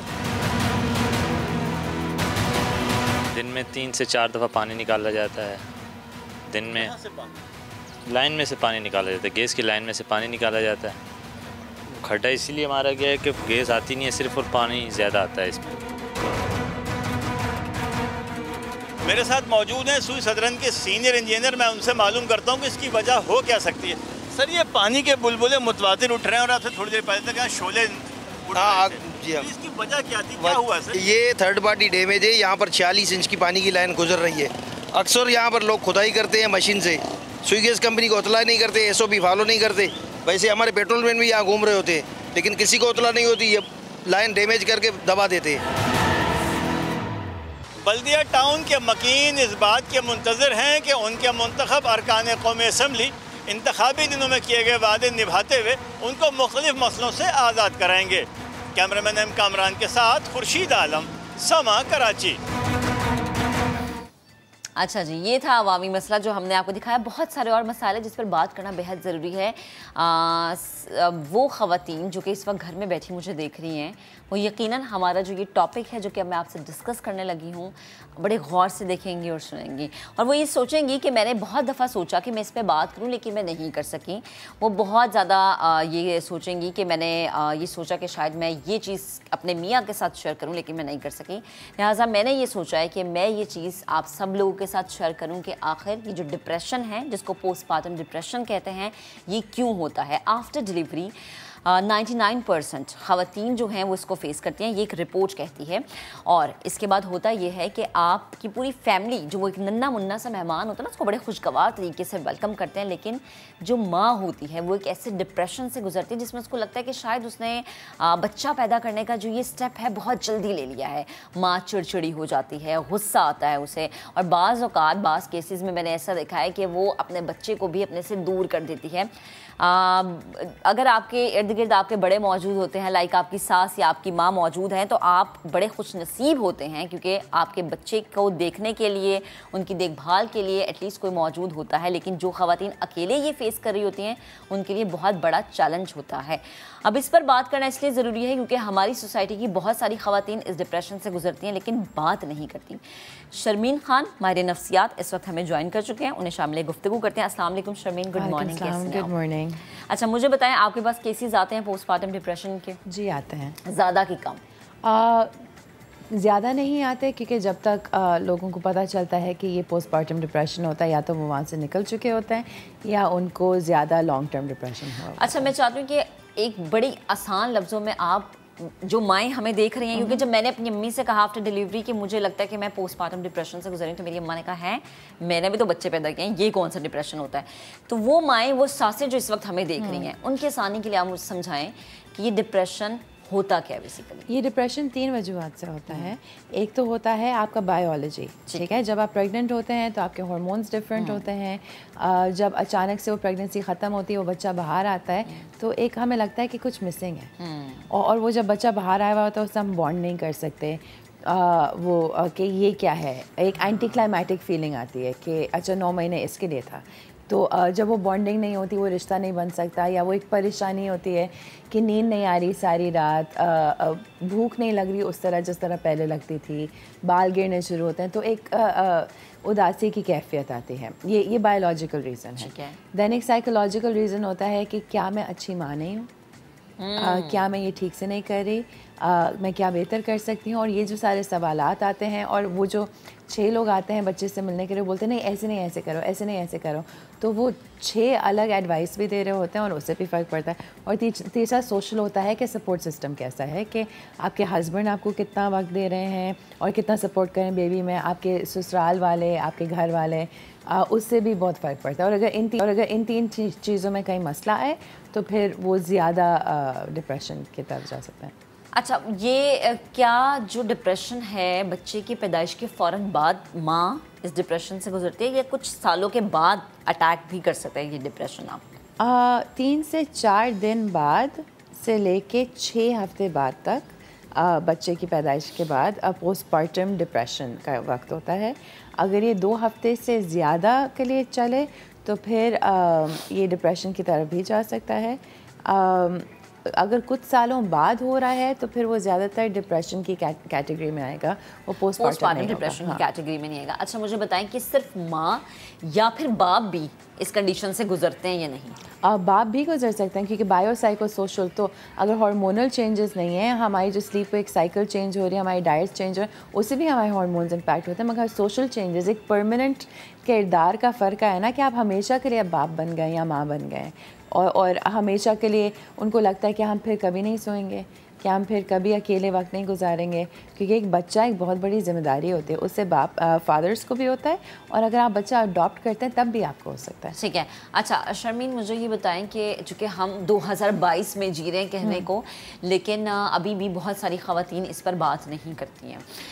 बात ना करने की क्या वजह है? कि अवेयरनेस नहीं है, या फिर घर के बड़े हैं वो उस चीज़ को एक्सेप्ट नहीं करते कि भाई पोस्टमार्टम डिप्रेशन कोई चीज़ होती है, इसलिए ख़वातीन इस पर बात नहीं करती? मुझे लगता है एक साइड पे अवेयरनेस थोड़ी सी कम है, और दूसरी साइड पे हमदर्दी कम है, क्योंकि हमसे पहले वाली जो जनरेशन थी उसमें बच्चे ज़्यादा थे। 6-8 बच्चे घर में होना नॉर्मल था। तो अगर हम अपनी माँ या सासों को कहें कि कुछ सही नहीं फील हो रहा, वो कहेंगे इसमें क्या बड़ी बात है, हमने भी क्या है। तो वो एम्पैथी जब नहीं होती कि अच्छा हमने भी भुगता है, तुम भी भुगतो, ये तो माँ बनने का, तुम्हें बहुत शौक था ना माँ बनने का, और फिर लड़की और भी ज़्यादा उस डिप्रेशन में चली जाती है कि आपने कहा था माँ बनो, मैं तो। अच्छा शर्मीन, मुझे ये बताएं कि बहुत सारे केसेस में मैंने ये देखा है, इवन अगर मैं ये कहूँ कि मैंने खुद भी ये सोचा कि आफ्टर बेबी कि भाई मैं शायद तैयार नहीं थी इस चीज़ के लिए। मतलब मुझे लिटरली 3 महीने तक ये फील होता रहा कि मैंने बहुत जल्दी सब कर लिया, अभी नहीं करना चाहिए था, सोचना चाहिए था, प्लान करना चाहिए था, ये तो अनप्लान है, ये है वो है। लेकिन फिर सवाल ये उठता है कि अगर मैं प्लानिंग अब नहीं करूँगी तो क्या मैं आफ्टर 30 करूँगी, आफ्टर 40 करूँगी, 40+ पे जाके मैं बच्चा प्लान करूँगी? वो आपका रेडी होना, वो आपका प्लान करना, वो किस एज में होना चाहिए, वो कब होता है और वो कैसे होना चाहिए? ज़ाती तौर पे मुझे लगता है कि कोई रेडीनेस की उम्र नहीं है, और बच्चा जब भी पैदा होना वो एक लाइफ चेंजिंग इवेंट है। लाइफ चेंजिंग इवेंट है तो हमें हमेशा लगेगा कि हम अनप्रिपेयर्ड हैं, वो कोई एग्ज़ाम तो नहीं है ना। जैसे मिसाल के तौर पे मैं कहती हूँ कि मेरे जो पेरेंट्स हैं वो पहली दफ़ा इस उम्र के बच्चे के पेरेंट्स हैं, उनको तो नहीं पता ना, एंड जब तक एक्सपीरियंस नहीं होता आपको नहीं पता हो सकता। आप पहली दफ़ा 6 महीने के बच्चे के पेरेंट्स हैं, 1 साल के, एंड सो ऑन। पेरेंटिंग एक डेस्टिनेशन नहीं है, वो भी एक लर्निंग है और हम सारी ज़िंदगी सीखते रहते हैं। अच्छा, मैं चाहूँगी कि वो ख़वातीन जो कि इस वक्त हमें देख रही हैं और उनके घर में अगर बहू बेटियां हैं और वो आगे डिलीवरी के प्रोसेस से गुजरने वाली हैं, उनके लिए क्या आप सजेस्ट करेंगी? मैं सजेस्ट करूँगी कि पढ़ें। आजकल इतनी पेरेंटिंग बुक्स हैं, क्योंकि ख़ास करके क्योंकि जॉइंट फैमिली सिस्टम नहीं रहा, तो पढ़ें, देखें कि क्या होना चाहिए, किस चीज़ के लिए प्रिपेयर्ड होना चाहिए। जितना भी आप कुछ करेंगे आप कभी कम्प्लीटली 100% प्रिपेयर्ड नहीं होंगे। अच्छा, आपने जॉइंट फैमिली सिस्टम की बात करी, ब्रेक का मुझे कहा जा रहा है, ब्रेक से जब मैं वापस आऊँगी तो मैं शर्मीन से ये भी सवाल करूँगी कि कितना आपके लिए हेल्पफुल हो कि आपकी सास या आपकी माँ उस वक्त में जब आप डिलीवरी के बाद घर आते हैं आपके पास मौजूद हो, या फिर आप अकेले रिलैक्स जो है वो फील कर रहे होते हैं। तो ये जो है मैं शर्मीन से पूछूंगी आफ्टर ब्रेक। सो ब्रेक लेते हैं, ब्रेक के बाद दोबारा आ जाते हैं।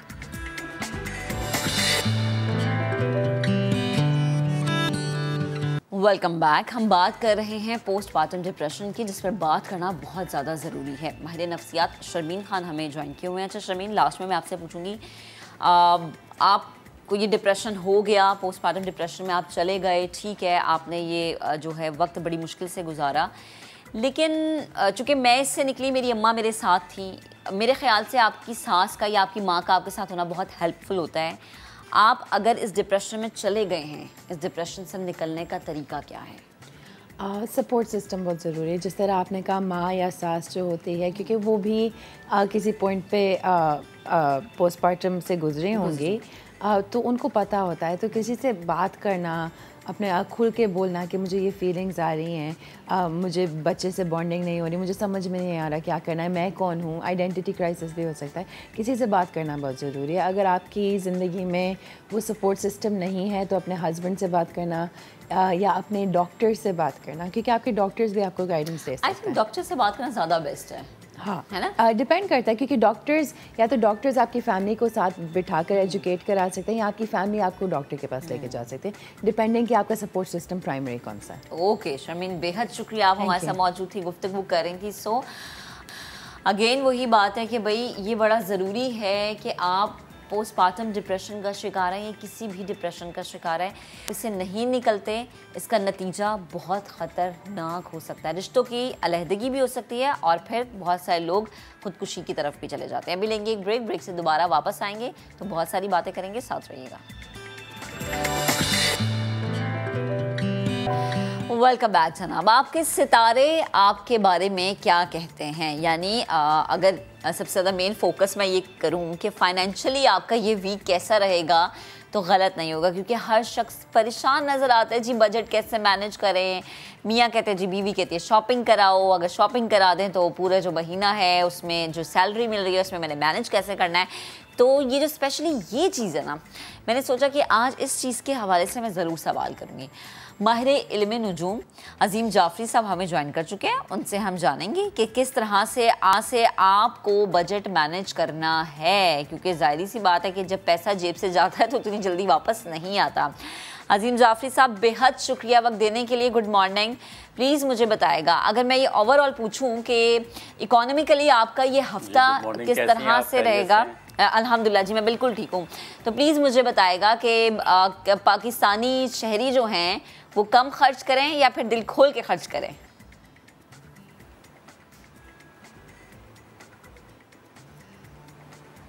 देखें, मैंने तो कभी खुद ज़िंदगी में बजट नहीं बनाया, ठीक है ना, जो आया बस ख़त्म हो गया। क्योंकि मैं एस्ट्रोलॉजी थोड़ी बहुत जानता हूँ, तो मुझे पता है जब ख़राब टाइम आना होता है ना, तो वो जो जमा किया होता है, आपने कई ख्वाहिशात मारी होती हैं, वो एक ही बहाव में चला जाता है। जैसे सैलाब में कई चीज़ें बह जाती हैं, तो वो कहते हैं ना जी सेविंग सेविंग सेविंग, नहीं। क्योंकि अगर आपने अपने माइंड में ये बिठा लिया कि ये मैंने पैसा जोड़ रही हूँ बुरे वक्त के लिए, तो समझ लें वो फिर उसी जगह जाएगा। मतलब अल्लाह ना करे, मतलब बुरे वक्त के लिए ही वो यूज़ होगा। तो कभी इधर यहाँ ये चीज़ नहीं लाएं। आप ये कहें कि मैं पैसा जोड़ रही हूँ, मैंने नई गाड़ी लेनी है, मैंने प्लॉट लेना है, मैंने इस दफ़ा कहीं ट्रिप पे जाना है, आप इसलिए जोड़ें। अगर आपने ये एक फ़ाइल क्रिएट कर ली कि ये तो भाई इतना तो बैंक में पड़ा हो, कभी खुदा ना करे कोई ऊंच नीच हो जाए, बुरा वक्त आ जाए तो मेरे पास पैसे हो, तो आपने नेगेटिव फाइल क्रिएट कर ली। नंबर 1 ये तो आज क्लियर कर लें सारे लोग। ठीक है। नंबर 2 के अभी जो प्लानिटरी पोजीशन है इस वीक की, वो अगर देखी जाए तो इंशाल्लाह 18th ऑफ दिस मंथ, ठीक है ना, आहिस्ता आहिस्ता ग्रेजुअली इंप्रूवमेंट आएगी, फिर 24 तारीख से आएगी, 24 अक्टूबर से। तो फाइनेंशियली और मईशत जो हमारी इस वक्त किश्ती डूबी जा रही है उसमें बेटरमेंट आना शुरू हो जाएगी, डॉलर और बेहतर होगा, गिरेगा, रुपीस की कदर होगी। तो अब ये आहिस्ता आहिस्ता एक भंवर से निकलेंगे, मगर 100% मैं नहीं कह रहा कि निकलेंगे, मगर आपको ग्रेजुअली इंप्रूवमेंट नजर आना शुरू हो जाएगी। स्पेशली एरीज वालों की अगर मैं बात करूं तो इनको तो चाहिए इस वक्त ये सिल्वर की ट्रेडिंग में जाएं। अच्छा। और गोल्ड को बिल्कुल अवॉइड करें, क्योंकि 16 अक्टूबर से लेके 16 नवंबर मुझे ऐसा लग रहा है गोल्ड की प्राइस गिरेगी और सिल्वर की उठेगी। ठीक है, सिल्वर हो गया, अपना पेट्रोल हो गया, थोड़ा सा अच्छा उसका वो होगा, मतलब बेटरमेंट होगी उसकी प्राइसेस में। तो सिल्वर पे आप वो करें, ट्रेडिंग करें। गोल्ड बिल्कुल अवॉइड करें, एक महीना बहुत रिस्की हो जाएगा। लगेगा जैसे आज 3000 रुपये ऊपर चला गया तो अगले दिन 5000 नीचे, तो लोग एकदम ले लेते हैं और बाद में लॉस होता है। तो ये इनको 2 चीज मैं कहूंगा कि अवॉइड करें, क्योंकि देखें अभी सन जो है ना वो खराब होने जा रहा है। ठीक है, सन जिसको हम सूरज बोलते हैं, जी। तो वो अपनी 1 महीने की पोजीशन में होगा जिसमें गोल्ड उसमें कहते हैं कि नहीं लेना चाहिए। ठीक है ना, एक तो ये है। दूसरा ये है कि जो सन है वो गवर्नर्स को, प्रेसिडेंट्स को भी रिप्रेजेंटेटिव होता है उनका, तो वो उनको भी चाहिए इस दोनों में एहतियात करें। जिस मुल्क के भी कंट्री का कोई प्रेसिडेंट है, गवर्नर है, ये 1 महीना उनके लिए थोड़ा सा क्रूशल आ सकता है। अच्छा, एरीज वालों का जो है ये वीक बहुत अच्छा होगा। मुझे तो ऐसा लग रहा है कल से ही इनके कोई फाइनेंशियली कुछ काम अगर रुके हुए थे वो होना शुरू हो जाएंगे। टॉरस वालों का भी बहुत अच्छा है। ये 2 दिन आज का और जो कल गुजरा है, थोड़ा सा लॉसेस का, मूड खराब, पैसा खर्चा होना, फजूल खर्ची होना, ये वाला था, वो खत्म हो जाएगा। यानी कि आज शाम से खत्म हो जाएगा, तो कल से बहुत सुकून महसूस करेंगे और गेंस भी इनके पास आएंगी और बच्चों की तरफ से भी खुशखबरी आएगी। जेमिनाई का अगर लें तो अब उनके कल और परसों के थोड़े से ज़रा ये पहले 2 दिन वही एक्स्ट्राऑर्डिनरी एक्सपेंडिचर में इजाफा और डिप्रेशन, थोड़ा सा रात की नींद खराब ये होगा, मगर उसके बाद पूरा जो 5 दिन है वो ठीक होंगे। उसके बाद आएंगे हम कैंसर पे। कैंसर वालों का बहुत ओवरऑल ये वीक अच्छा है, बस इसमें 2 दिन ऐसे होंगे जो उनको चाहिए अगर ड्राइव करें तो बहुत केयरफुली करें। स्पेशली आज है ट्यूसडे है, तो थर्सडे फ्राइडे को। अच्छा। उसके बाद आएंगे हम लियो वालों को जैसा मैंने कहा कि अभी 16 अक्टूबर से थोड़ा सा केयरफुल रहना है। उससे पहले तो इनका बहुत अच्छा चल रहा है और माशाल्लाह मुझे तो ऐसा लग रहा है कोई इनका कोई ट्रिप भी हो सकता है बाहर का, इनकी कोई शादी, कोई रिश्ते में रुकावट है तो वो कोई हिलजुल उसमें हो सकती है। मगर मैं इनको ये मशवरा दूंगा कि 16 से पहले कर लें, ये 3-4 दिन में कोई कर लें, कोई फाइनलाइज कर लें रिश्ते वगैरह को।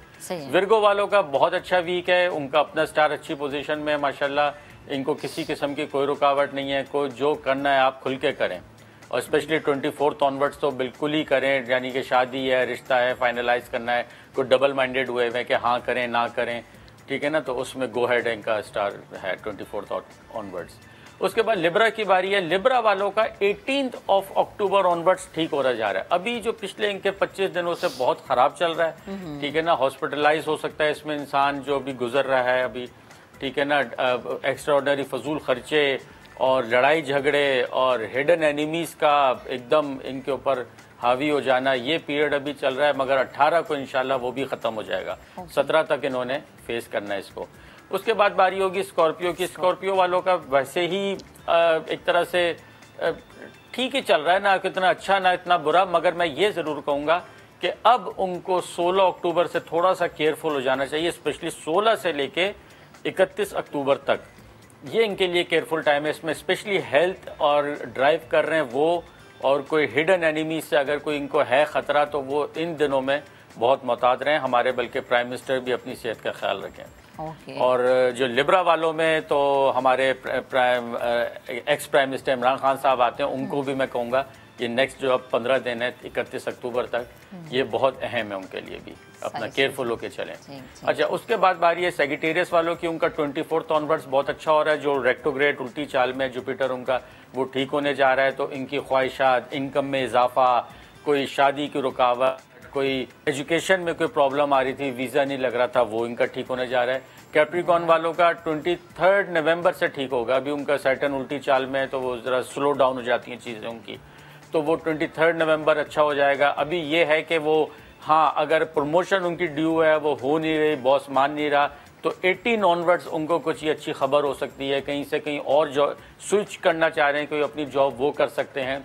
अब उनकी ये बेटरमेंट स्टार्ट हो रही है। एक्वेरियस वालों का बहुत अच्छा चल रहा है। अब फाइनेंशियली गेंस का भी इनका चलेगा, ये पूरा वीक भी चलेगा, मगर 18 और 24 ऑनवर्ड्स मजीद इसमें बेटरमेंट आएगी। सही। लास्ट में स्पाइसेस वालों का 24 को ठीक हो रहा है, तो इसमें इनके रिश्ते की बात, प्रॉपर्टी बनाने की बात। अच्छा हाँ, ये भी मैं बताता चलूँ, ये 24 ऑनवर्ड्स कोई आप अगर चाहें कि हम इसमें क्या काम करें, तो प्रॉपर्टी में इन्वेस्टमेंट इस वक्त मुझे बहुत अच्छा नजर आ रहा है। और बिटकॉइन जो आपने देखा होगा थोड़ा सा स्लो जा रहा है, तो वो भी 18 ऑनवर्ड्स थोड़ा बहुत बेटरमेंट उसमें आएगी, चेंजेस आएंगी, मगर 24 के बाद मजीद थोड़ा सा अपवर्ड्स की तरफ से रहेगा। बाकी उसको हम गाइड करते रहेंगे आपके प्रोग्राम में। अरे ज़बरदस्त ज़बरदस्त। बहुत आपने 12 जो सितारों की चाल थी वो आपके बारे में क्या कह रही थी, आपका हफ्ता कैसा रहेगा, बड़ा क्विकली आपने हमें बताया है। Thank you so much. और इसी के साथ ही हमारे प्रोग्राम का वक्त भी ख़त्म हो गया। अब आपसे कल मुलाकात करेंगे। अपना बहुत सा ख्याल रखिएगा। अल्लाह हाफ़िज़।